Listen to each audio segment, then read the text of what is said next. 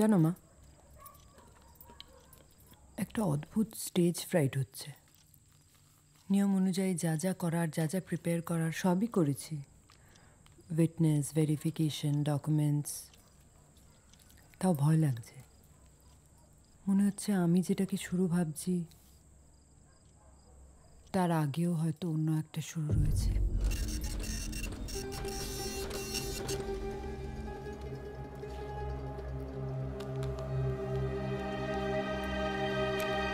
I still feel very powerless, মা। ছোটকার কেসটার কথা মনে পড়ে যাচ্ছে।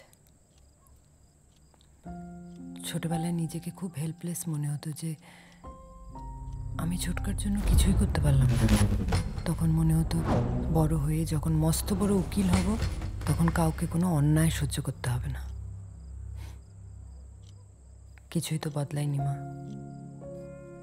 আর অফিসের লোকগুলো এমন ব্যবহার করে যেন মেয়ে হয়ে আমার মেরিটটা কোথাও কমে গেছে। সারাদিন দৌড়ে বেড়াচ্ছি, এটাই বুঝতে পারছি না কিসের জন্য দৌড়চ্ছি। রানী, তোর মনে আছে যে আমার ওই হাঁটুর সমস্যার জন্য আমি অফিসে স্নিকার পরে যেতাম? তো আমার এক কলিগ না দেখা হলেই বলতো, কি ব্যাপার, জুতো পরে এসছেন, দৌড়তে যাচ্ছেন নাকি? খুব রাগ হতো, কিন্তু কিছুই বলতে পারতাম না। বাবার কাছে এসে দুঃখ করতাম। একদিন আর পারলাম না। লোকটা যেই জিজ্ঞেস করলো, দৌড়তে যাচ্ছেন? বললাম হ্যাঁ। সেই যে লোকটা মাথা নিচু করে পালিয়ে গেল, তারপর আর কোনো দিন বলেনি। আসলে কি বলতো, দৌড়টা থামে না রে, আমাদেরই জুতো বদলে বদলে এগিয়ে যেতে হয়।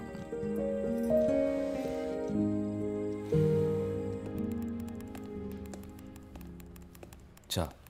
Thank you. তার মানে আপনি বলতে চাইছেন যে নিউট্রাল উইটনেস পাওয়ার সম্ভাবনা একেবারেই নেই, তাই তো? মানে 31 ডিসেম্বর যখন ঝামেলাটা হয়েছিল, তো আশেপাশে এরকম কেউ ছিল না যে ঝামেলাটা হতে দেখেছিল? আই মিন, ঘটনাটা কিন্তু অ্যাটলিস্ট 15-20 মিনিটস ধরে হয়েছিল। দেখুন, সাক্ষী নেই তা বলছি না, কিন্তু কাউকে পাওয়াটা মুশকিল, মানে আমার তাই মনে হয়। এমনিতেই কেসটা একটু অফবিট। পুলিশে আক্রান্ত, পুলিশই সাসপেক্ট। ফলে যদি কেউ দেখেও থাকে, পুলিশের ঝামেলার ভয়ে হয়তো সামনে আসতে চাইছে না। Valid point. জেনে বুঝে কেই বা পুলিশের ঝামেলায় জড়াতে চায়? উকিলরা চায়। একদম নতুন একটা মেয়ে, এত সেন্সিটিভ একটা কেস পারবে তো সামলাতে? Sushant, trust me, Pritha is a good lawyer. Good is not enough. এই কেসে একটা ছোট্ট ভুলেও কিন্তু কলকাতা পুলিশের বিরাট ফেস লস হবে।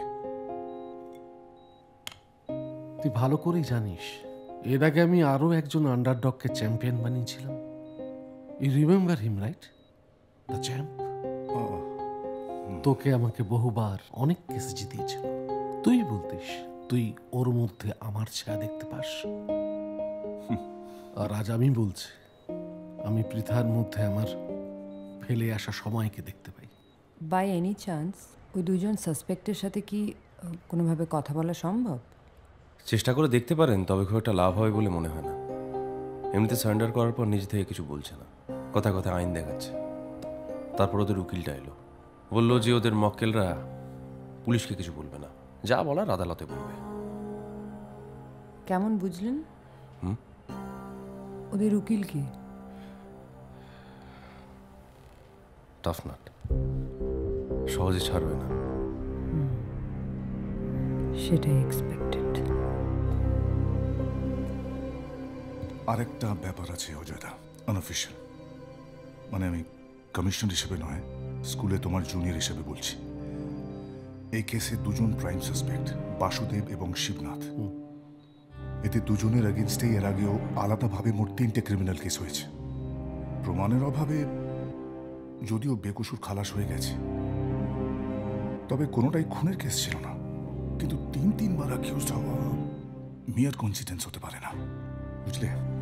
পরিষ্কার বোঝা যাচ্ছে যে পুলিশ হয়ে ওরা ম্যাল প্র্যাকটিস করতো, বা রাদার এখনো করছে। বুঝতেই পারছো, পুলিশ ফোর্সের মধ্যে এরকম রোগ মেটেরিয়াল থেকে গেলে সেটা সব দিক থেকে ডেঞ্জারাস। আর যদি প্রমাণ করতে না পারি তাহলে সেটা আরো ডেঞ্জারাসলি ব্যাকফায়ার করবে।